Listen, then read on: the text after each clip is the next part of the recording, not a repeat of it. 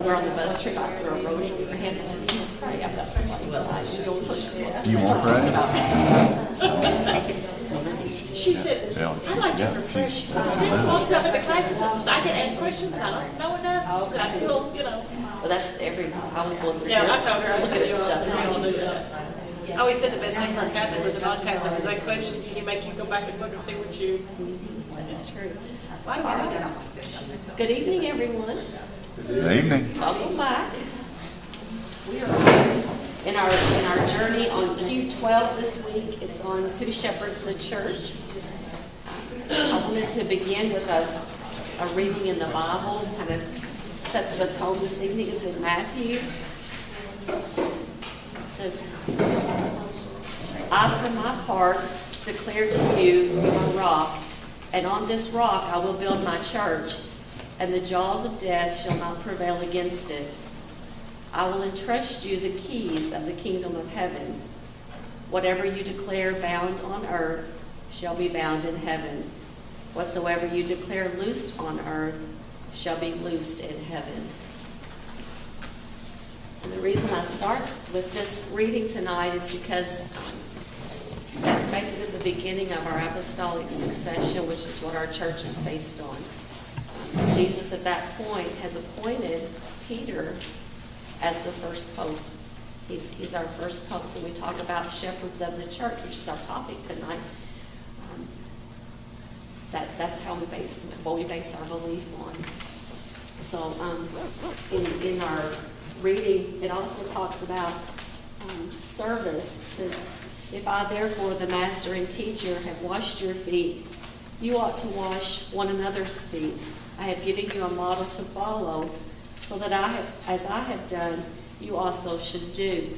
We are called to be people of service. So as priests, as popes and bishops and cardinals and all these terms we're going to talk about tonight, first and foremost, it is a call of service.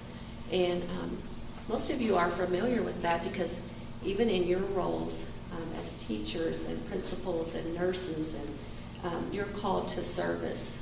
As members of the body of the church, you're called to roles of service, be it coming to Mass and participating, just sitting in your pew and participating. It's a role of service. It's part of that community.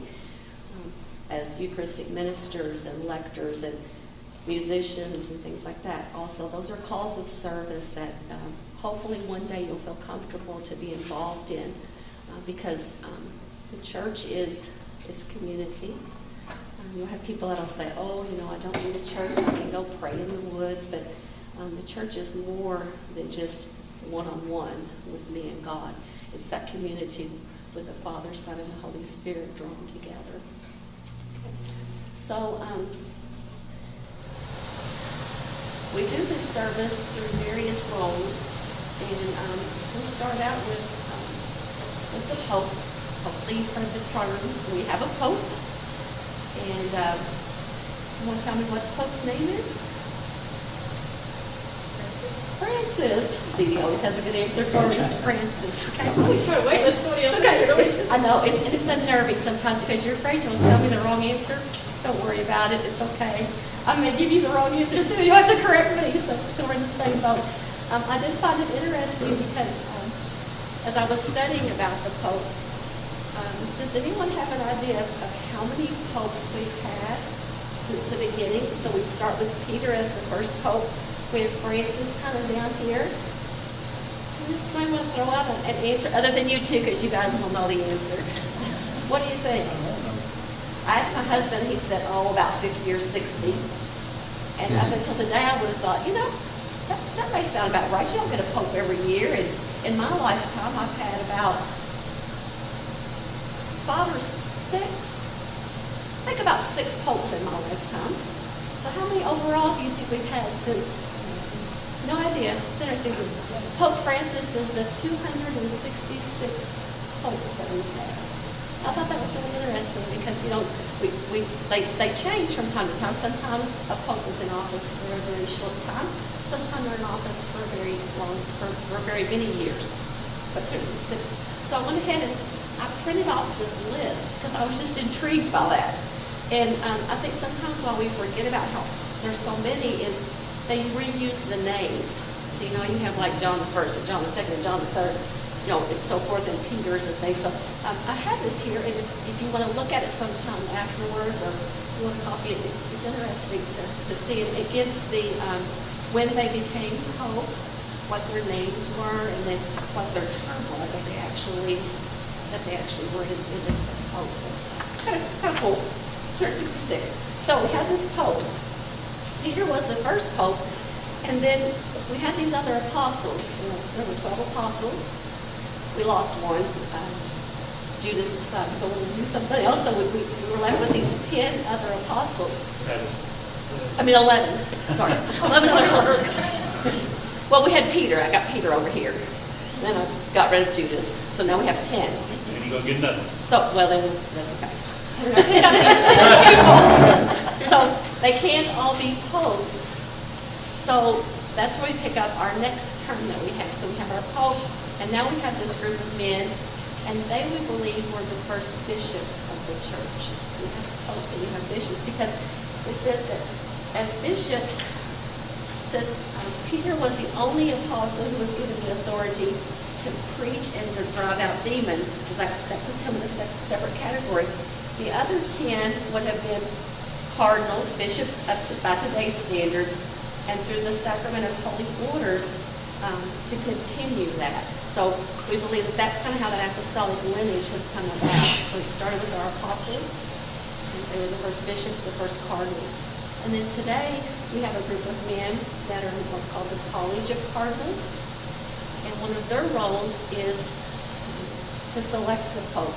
So when a Pope dies or must end office because of illness or something, the College of Cardinals gets together, and these are the guys you see in the big long red cassocks, have the little red beanies on, and so they would meet in the college, and 120, something right now, I think there's about 120. There may be, but only a certain amount can vote. You have to be under the age of 80 Yeah. to be able to vote for the Pope, to be in that College of Popes. And in the United States, we have cardinals within the United States. You may know some names that you hear in the media, like Cardinal Timothy Dolan. He's very publicized in the news. Do we have a cardinal? I should have done some facts. Our closest one will be a cardinal elect. A cardinal, yeah, we're doing a cardinal elect. Dolan, That's right. Indianapolis. In Indianapolis. Okay. So not every state or not every diocese has a cardinal. Every diocese has a bishop. And so our bishop would be Bishop Francis Medley. And so he would be our next in line. So it kind of goes Pope, and then you would have your cardinals, and then you would have archbishops, which are a little bit higher than a regular bishop. And then you would have your regular bishops, your priests, deacons, and then really deacons, and then you have holy orders also with like nuns and your cloistered nuns and monks and that group of people. So there's lots of terms of people. It's just kind of like in public office where you have presidents and vice presidents and things like that. The church is set up kind of in that hierarchy as well. That's where those terms come into being.